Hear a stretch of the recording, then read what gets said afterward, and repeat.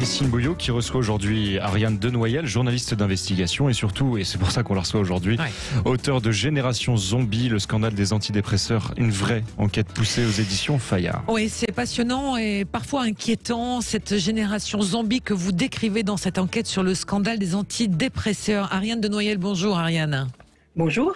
Merci d'être avec nous ce midi. Alors, on vous avait déjà reçu sur Sud Radio au mois de mai à la sortie de votre enquête, mais au regard de ce qui se passe aujourd'hui et de ce quatrième confinement, de cette quatrième vague qui se profile, et on voit bien les réactions aussi des uns et des autres, on se dit que la problématique de la dépression, du mal-être, n'a pas fini d'alimenter nos discussions, et donc ce livre est ô combien important.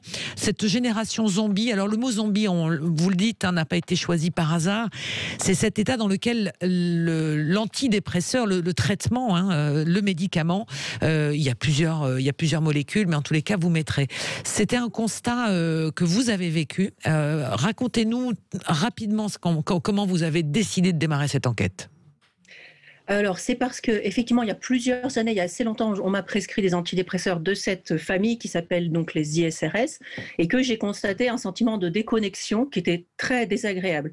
À ce moment-là, j'ai pas cherché plus loin, mais beaucoup plus tard, je suis tombée sur les travaux d'un professeur irlandais qui s'appelle David Healy, et j'ai rencontré des victimes, et j'ai compris qu'en fait, chez une certaine partie des personnes, ces médicaments provoquaient une espèce de lobotomie chimique qui les coupait complètement, qui coupaient leurs émotions. Et c'est comme ça que ces personnes se décrivent comme zombifiées, et c'est pour ça que je me suis permis de reprendre ce terme, puisque c'est le leur. Alors vous dites à cette époque-là, je reviens sur ce que vous venez de dire. J'étais pas bien. Je n'ai pas cherché plus loin. Ça veut dire quoi? Ça veut dire que quand on est dans une situation de détresse, que l'on n'est pas bien, on n'est pas très bien orienté dès le départ. C'est aussi un constat que vous faites de la prise en charge du mal-être et de la dépression. Alors, je pense que c'est difficile pour les médecins de faire face à des personnes qui ont, disons, un passage à vide, on va dire. Oui, on va essayer de trouver les mots, voilà, c'est ça. Voilà. Alors, un coup de mou, on peut dire un peu familièrement, parce que la consultation en moyenne dure 17 minutes. Ce sont les chiffres de l'assurance maladie, parce que comme vous savez, on a une pénurie de médecins. Il y a eu un numerus clausus en 72.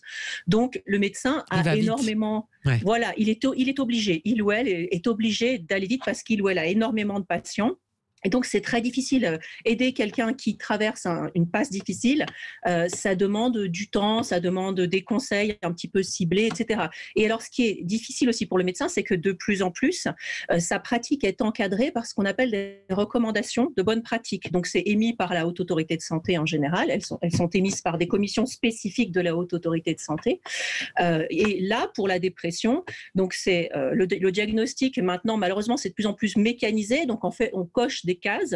Voilà, si vous avez des problèmes de sommeil, d'appétit, des moments de tristesse, hop, vous êtes rapidement étiqueté dépressif. Et là, la recommandation de bonne pratique, c'est médicaments.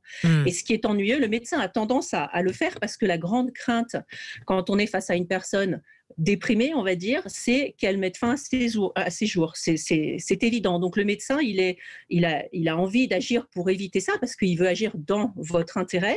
Mais malheureusement, ces molécules, notamment celles de la famille des ISRS, elles provoquent des passages à l'acte chez une partie des personnes. Donc soit des passages à l'acte violents, des actes de violence envers les personnes, des homicides, parfois des actes de barbarie, soit des passages à l'acte suicidaire, ou parfois les deux, parce qu'il y a des meurtres-suicides.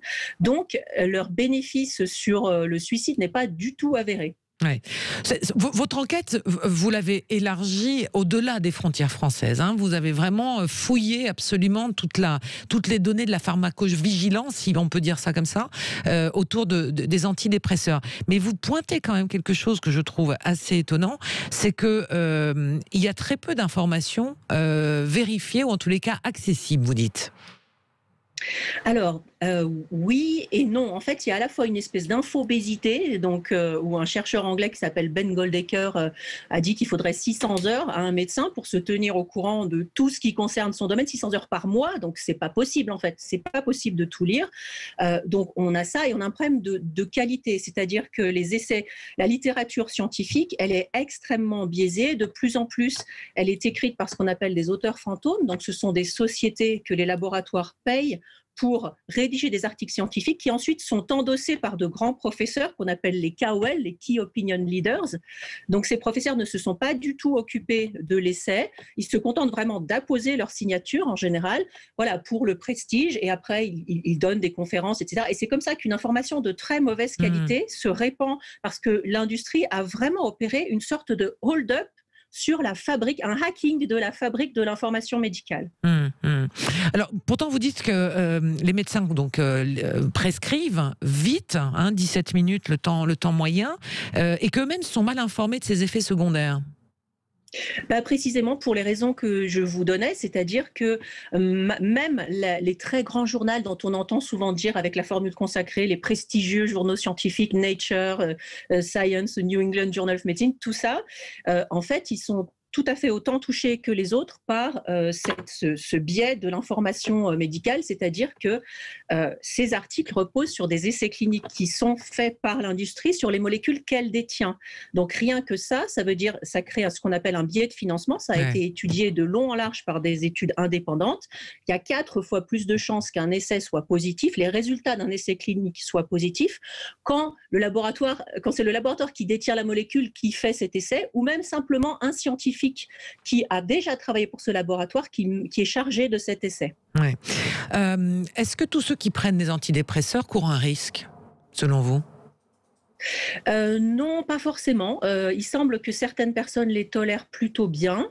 On dit alors, là aussi, je m'appuie sur des travaux internationaux. Le professeur Irving Kirsch, qui est anglo-américain, lui dit qu'il y a peut-être une personne sur 10, ça semble faire effet. Mais après, il a poussé ses recherches et il a dit qu'en fait, cet effet, il est très difficile. Enfin, il pense que même cet effet, il est sans doute dû au placebo, c'est-à-dire le fait que vous preniez quelque chose, que vous ayez l'impression, vous, d'agir pour aller mieux, ça vous fait automatiquement aller mieux. C'est un des facteurs.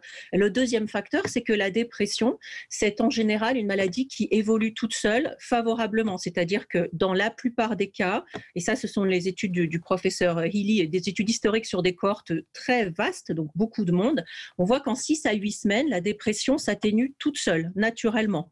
Donc en fait, parfois donner l'antidépresseur, vous allez aller mieux, mais c'est peut-être pas forcément l'antidépresseur. Ouais.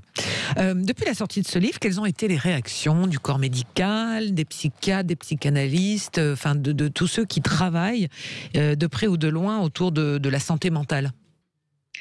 Alors, j'ai eu des billets de blog qui m'ont énormément touchée, du docteur Luc Perrineau et du docteur Hervé Maisonneuve, qui sont 2 médecins très respectés par la profession, donc qui ont salué le livre. Et ça m'a fait extrêmement plaisir parce que ce sont des personnes aussi qui ont une certaine audience dans le milieu médical.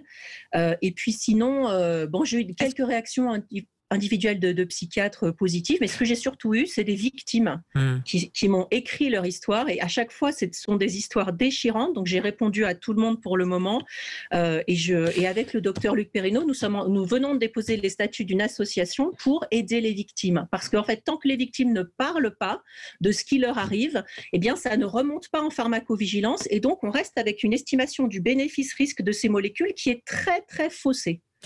Là, vous nous dites que vous voulez faire progresser justement donc la prise en charge de toutes ces personnes qui prennent des antidépresseurs, que ça serve à quelque chose.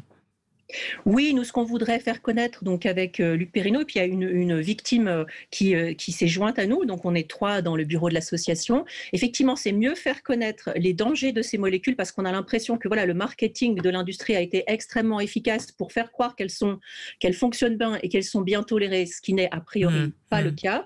Et puis par ailleurs, l'autre voie d'action, c'est aider les victimes à se rassembler et à parler de ce qui leur arrive, parce que on a des hommes qui se retrouvent en impuissance définitive depuis des décennies, des femmes qui ont des syndromes sexuels également terribles, des syndromes de sevrage qui sont insupportables, dont les personnes disent mais c'est 1000 fois pire que la dépression que j'avais avant, ou alors des gens qui ont pris des drogues dures qui disent le sevrage des ISRS, il est beaucoup plus difficile que celui de l'héroïne ou de la cocaïne. Ces personnes-là, elles sont seules, parce que aussi les médecins ne connaissent pas bien ces effets. Donc quand ils arrivent, par exemple, une jeune femme qui arrive auprès de voir son médecin et qui dit « je ne comprends pas, je n'ai plus du tout de vie sexuelle, je n'ai plus aucune sensibilité dans les organes génitaux », son médecin lui dit « c'est pas possible, ça peut pas être la molécule, vous avez arrêté il y a X temps, X mois, X années, c'est pas possible ». Or, malheureusement, c'est ça qui se passe. Dernière question, les assises de la santé mentale promises pendant le 3e confinement avec l'état psychologique des jeunes, des étudiants, des Français avec cette période de Covid, finalement auront lieu en septembre, on les a encore repoussées. Est-ce que finalement la prise en charge des maladies mentales, la prise en charge de la santé mentale, aujourd'hui n'est pas on va dire le grand absent on va dire des politiques de santé publique? Mais si, ça va très mal. Et puis en plus, si c'est organiser des assises de santé mentale pour préconiser encore plus de prescrire des molécules dont après on a extrêmement du mal à se sortir, c'est pas bien. Ou même si c'est pour donner des chèques psychothérapie alors qu'il n'y a pas assez de psychothérapeutes. Vous savez, moi je travaille dans une université, je vois bien que notre centre de santé, il est complètement débordé.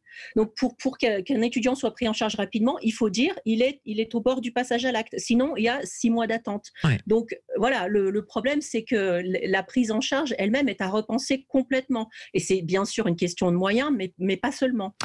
Voilà, dernière petite précision, et vous y tenez parce que vous le dites plusieurs fois dans votre livre, Ariane de Noyelle, on n'arrête pas un traitement comme ça du jour au lendemain, on se fait accompagner, et notamment sur les antidépresseurs. Mais je renvoie donc à votre enquête fouillée, Génération Zombie, le scandale des antidépresseurs, c'est paru aux éditions Fayard. Merci beaucoup, Ariane de Noyelle, d'avoir été avec nous sur Sud Radio ce midi.